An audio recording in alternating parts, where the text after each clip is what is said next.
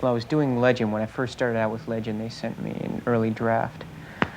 And at that time, when I'm doing a film, it's very hard for me to, commit or really think about anything else. And then, right after I finished Legend, I was in town for some meetings in LA.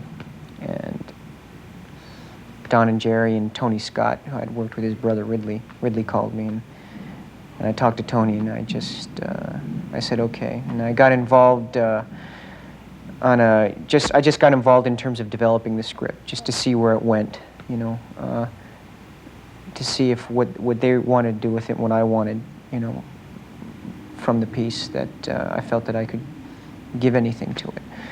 And that went on for about 2 months, and then I decided, yeah, let's go for it.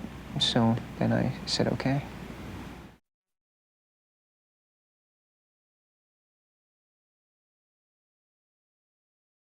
I was looking forward to getting my license. I really got involved. I flew Cessnas and stuff like that. I don't have my licenses yet. It just took a little more time than I had anticipated.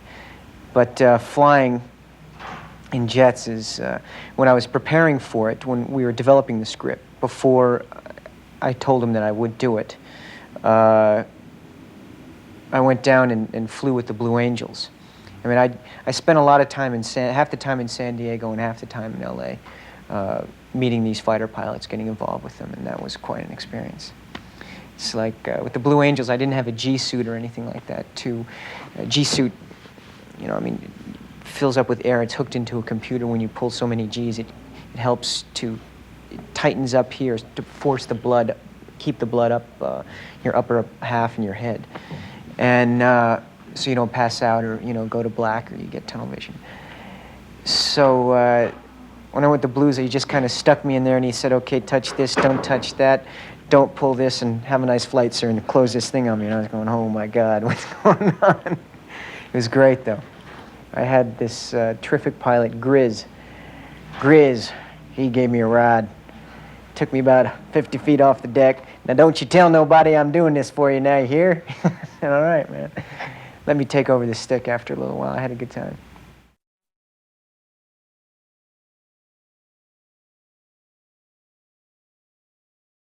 It was amazing getting in the back seat of that F-14. And it's like we were flying, for these pilots to take us. I had 2 pilots.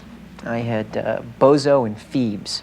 It's like Maverick, my character Maverick is, that's his call sign. Pete Mitchell is his name, but they call him, you got the name Maverick.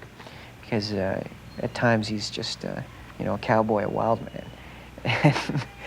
So I've got this guy, Bozo was my pilot. And on our flight, it's like you're going up, and I'm thinking, you've got like, about a 2-hour briefing before you go up. I had 3 hops in one day, and it was really exhausting flying. So we had about an hour and a half, 2-hour brief, and then we get in the backseat of the F-14, and he controls the camera, and he's got the tape, a cassette tape of my dialogue, because when we go up, the camera will be set here, and it'll be close up on, a medium shot on my face. You'll catch the edge of my face. You'll catch me looking over, and you'll see a bogey right there, right on my 6, So you'll see the bogey switching like that, and then they've got it, because I had 3 hops, they repositioned the camera here, so you've got a shot where you see the bogey here, and then crossing over, and you see, you cut to the bogey, crisscrossing over here and coming up over top. We had all these shots like this. But, so I'm in the back seat of this F-14, I'm thinking, oh my God, it's so exciting. The power that you feel. You're just sitting on this supersonic, machine. It's amazing. And all of a sudden this hazard light comes on in the back. We haven't taken off yet. And so I'm going through, I'm switching the radios and, switching on so that the engines will start up and everything else. And we're getting it all going. And all of a sudden this hazard, and I'm thinking, oh my, I said, we start taking off and we're up in there. And I said, hey, Bozo, I said, Jesus, I said, this hazard light keeps flashing. He says, oh, hell, that thing, just turn it off. That thing never works. I'm going, oh my God, well, what does work, So we had a good time.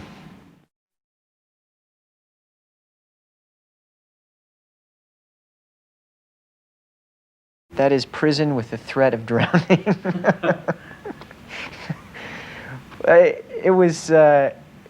It's an experience that when you're shooting on an aircraft carrier and you're just kind of, in the middle of shooting and you're working all these hours, and then you're, you know, flown right onto an aircraft carrier. I mean, it was, I don't know how those guys do it, you know. I mean, for 9 months they go out in these things. I mean, it's not even up to prison standards, the rooms. And the room I had like, I mean, they gave me a pretty nice room, you know, because I was working, and I mean, we were up really early in the morning and didn't get to bed till, I mean, no one slept on the thing. I've got this, except one of the guys who did makeup, Rick Sharp, has this picture of me. I fell asleep on his makeup case, you know. I'm like crashed out like this, and he took I didn't even know he took the picture. He took this picture and blew it up, and he said, you know, proof that someone got sleep on the carrier. The food wasn't good. I mean, the guys who were good, and had these planes, these, you know, 50,000-pound planes landing on my head all night, you know. And then once that was finished, because they were only out for 2 weeks, the carrier, so they were cleaning and prepping and getting the ship ready. So at about 1 o'clock, when the plane stopped landing, they chose to clean and chip the paint off the front door, you know, with one of these. It sounded like the dentist. I felt like I was in the dentist's office, you know. But it was a time that I wouldn't, I'm glad I went through it, you know. I'm glad I did that. It's, you know, we got some good laughs out of it.